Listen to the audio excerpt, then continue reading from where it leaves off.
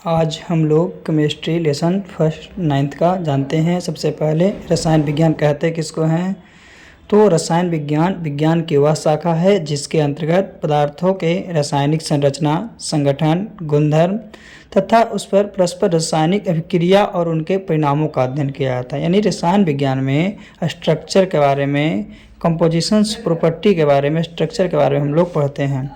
और 18वीं शताब्दी के फ्रांसीसी रसायन शास्त्री एंटोनी लेवोजियर ने, किसने? एंटोनी लेवोजियर ने आधुनिक रसायन विज्ञान के जनक के रूप में माने जाते हैं। पूछेगा कि आधुनिक विज्ञान के जनक कौन है? तो आधुनिक विज्ञान के जनक आपका एंटोनी लेवोजियर हैं। रसायन शास्त्र शब्द की उत्पत्ति आपका मिस्र के प्राचीन शब्द क्रीमिया से हुई है। मिस्र के प्राचीन शब्द क्रीमिया से हुई है, जिसका अर्थ क्या होता है? काला रंग होता है। और केमिस्ट्री के जनक किसको? लेवोजियर को माना जाता है। पूरा नाम एंटोनी लेवोजियर। चलिए हम लोग इस लेसन में पदार्थ के बारे में जानते हैं। तो पदार्थ क्या है? तो ब्रह्मांड में उपस्थित वह सब कुछ, ब्रह्मांड में उपस्थित वह सब कुछ जिसमें द्रव्यमान है तथा जो स्थान को घेरता है, स्थान कवर करता है, उसी को पदार्थ कहते हैं। यानी किसी वस्तु में उपस्थित पदार्थ की मात्रा उस वस्तु का द्रव्यमान कहलाती है। कोई वस्तु है, उसमें उपस्थित पदार्थ की मात्रा को वस्तु का द्रव्यमान कहते हैं। जैसे जल, वायु, सोना, कुर्सी, किताब आदि सभी वस्तुएं पदार्थ हैं। जबकि ऊर्जा, प्रकाश, ध्वनि, विचार, भावना आदि ये सब पदार्थ नहीं है। क्यों? क्योंकि ये किसी प्रकार का इसमें द्रव्यमान नहीं है, कोई स्थान नहीं घेरता है। तो पदार्थ की परिभाषा क्या है कि कोई भी वस्तु जो स्थान घेरती हो, कोई भी वस्तु जो स्थान घेरती हो, जिसमें द्रव्यमान हो और जिसको अपनी 5 ज्ञानेंद्रियों से महसूस कर सकते हैं, 5 ज्ञान इंद्रियों से महसूस भी कर सकते हैं, उसी को पदार्थ कहते हैं। तो पदार्थ का वर्गीकरण, यहाँ पदार्थ का वर्गीकरण 2 आधार पर किया जाता है, एक भौतिक आधार पर, एक रासायनिक आधार पर। तो भौतिक आधार पर पदार्थ 3 प्रकार के होते हैं, मुख्य रूप से ठोस, द्रव और गैस।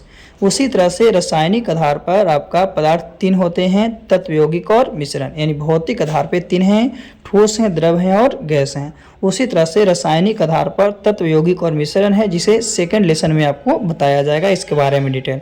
आज हम लोग भौतिक आधार पर ठोस, द्रव और गैस के बारे में जानेंगे डिटेल। यानी कि पदार्थ का वर्गीकरण जो है भौतिक आधार पर जो होता है उसके बारे में हम लोग फर्स्ट लेसन में जानेंगे, है ना। ऐसे पदार्थों का वर्गीकरण 2, भौतिक और रासायनिक। तो चलिए भौतिक आधार पर ठोस इस सब के बारे में जानेंगे। उससे पहले पदार्थ की अवस्थाएं देखते हैं। तो पदार्थ की 5 अवस्था होती है। पदार्थ जो है, पदार्थ की 5 अवस्था होती है ना।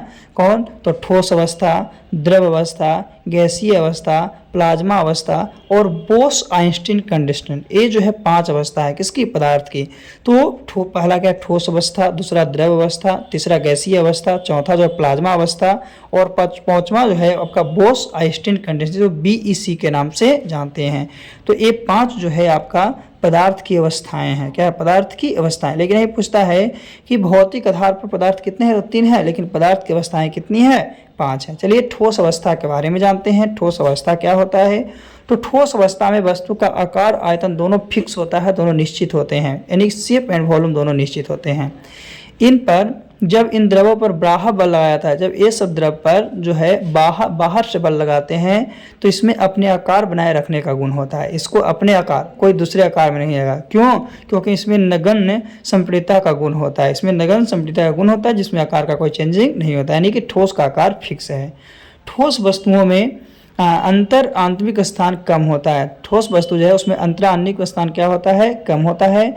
जबकि इनके अणुओं के मध्य आकर्षण बल अधिक होता है, इसीलिए इसका घनत्व जो होता है, डेंसिटी होता है, अधिक होता है। जैसे लकड़ी, लोहे की छड़, कांच, पत्थर इत्यादि। यानी तो ठोस वस्तुओं के बीच आंतरिक स्थान जो है, आणविक स्थान कम होते हैं और ठोस वस्तु का आकार और आयतन दोनों क्या होते हैं? फिक्स होते हैं, आपका निश्चित होते हैं। तो यह है ठोस।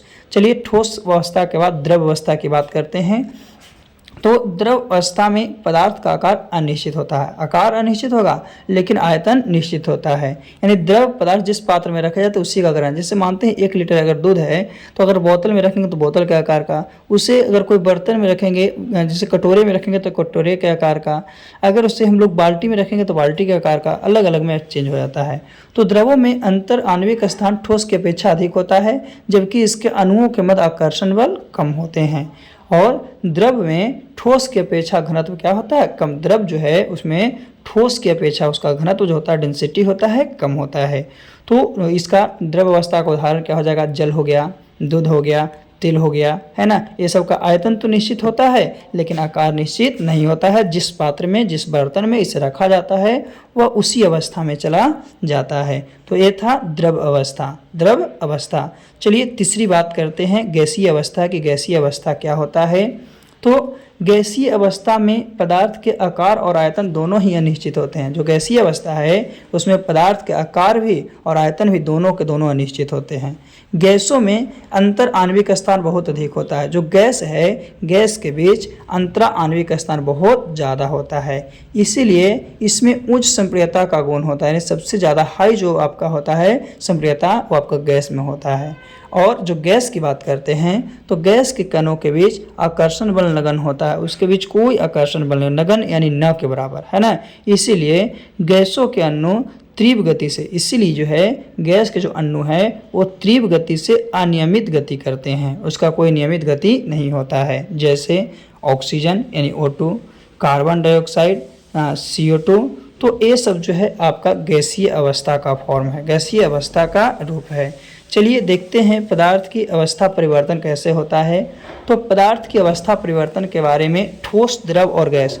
ठोस को गर्म करने पर द्रव प्राप्त होता है, द्रव को गर्म करने पर गैस प्राप्त होता है। तो ये जल ही है जो तीनों अवस्था में पाया जाता है, बाकी कोई नहीं। ठोस को गर्म करने पे द्रव, द्रव को गर्म करने पे गैस, जैसे बर्फ, बर्फ से जल, जल से वाष्प। फिर अब चौथा है प्लाज्मा अवस्था। प्लाज्मा अवस्था क्या है, तो प्लाज्मा का कोई निश्चित आकार नहीं होता। जो प्लाज्मा अवस्था है, प्लाज्मा का कोई निश्चित आकार या निश्चित आयतन नहीं होता है ना। प्लाज्मा में कोई निश्चित आकार या निश्चित आयतन नहीं होता है। यह पदार्थ की चौथी अवस्था होती है। जो प्लाज्मा है, प्लाज्मा अवस्था को पदार्थ की चौथी अवस्था कहा जाता है। प्लाज्मा गैसों की आयनीकृत अवस्था है। प्लाज्मा जो है गैसों का आयनीकृत अवस्था है जिसमें धनावेशित आयन तथा ऋण आवेशित आयन की संख्या बराबर होती है। प्लाज्मा जो है, प्लाज्मा में पॉजिटिव चार्ज और नेगेटिव चार्ज ये दोनों इक्वल होते हैं। जितना पॉजिटिव चार्ज होगा उतना ही नेगेटिव चार्ज होगा। आगे सूर्य और तारा, सूर्य और तारा जो है आपका, उसकी उष्मा प्लाज्मा अवस्था के कारण होती है। सूर्य और तारा की उष्मा जो है, ऊर्जा है, वो किसके कारण होती है, तो प्लाज्मा अवस्था के कारण होती है। जैसे सॉलिड, सॉलिड से क्या हो गया, हिट किए तो लिक्विड बना था, लिक्विड को हिट करेंगे तो गैस बनेगा और गैस को हिट करेंगे तो प्लाज्मा बनेगा। चलिए आगे हम लोग BEC, बोस-आइंस्टीन कंडक्शन के बारे में जानते हैं।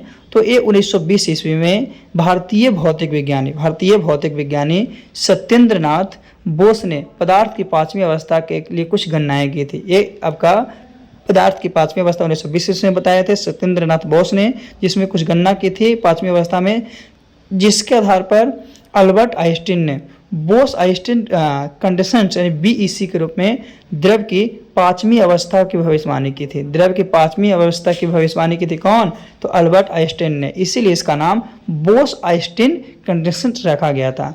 तो BEC वह अवस्था है जिसमें किसी गैस को लगभग परम शून्य ताप पर यानी 0 डिग्री केल्विन पर या -273.15 डिग्री सेल्सियस तक शीतल करने पर परमाणु की मुक्त ऊर्जा लगभग समाप्त हो जाती है। जो परमाणु की ऊर्जा होती है वो समाप्त हो जाती है। ये था आपका पांचवा अवस्था। चलिए आगे बात करते हैं 5 स्टेट ऑफ मैटर।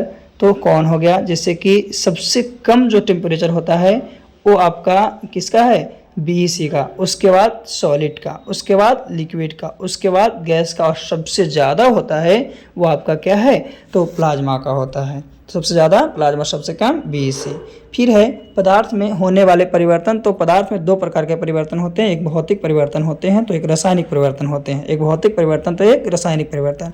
तो भौतिक परिवर्तन वैसे परिवर्तन को कहते हैं जिसको चेंज तो होगा और चेंज होने के बाद पहले की अवस्था में आ जाएगा, चेंज होने के बाद पहले की अवस्था में आ जाएगा, उसको भौतिक परिवर्तन। लेकिन वही चेंज होगा और चेंज होने के बाद अपनी पहली की अवस्था में नहीं आएगा, यानी पूर्व अवस्था में नहीं आएगा, उसी को हम लोग रासायनिक परिवर्तन कहते हैं। यानी भौतिक परिवर्तन कहने का मतलब क्या हो गया, कि यह एक अस्थायी परिवर्तन है। यह परिवर्तन में कोई भी पदार्थ परिवर्तित हो जाएगा और होने के बाद पुनः अपनी पूर्व अवस्था में आ जाएगा, तो इसको हम लोग भौतिक परिवर्तन कहेंगे। लेकिन रासायनिक परिवर्तन कहने का मतलब है यह अस्थायी हो गया, फिक्स हो गया। अगर एक मतलब अवस्था से दूसरे अवस्था में चेंज हो गया है तो फिर से वह पुनः अपनी पहली की अवस्था में नहीं आता। इस प्रकार के हम लोग क्या है परिवर्तन को रासायनिक परिवर्तन। चलिए दोनों के कुछ एग्जाम्पल को देखते हैं। तो भौतिक परिवर्तन का एग्जाम्पल है मोमबत्ती का पिघलना। मोमबत्ती पिघलेगा तो फिर से अपनी अवस्था में आ सकता है। पानी से बर्फ बनना, पानी से बर्फ भी बनेगा तो फिर से अपनी अवस्था में आ सकता है।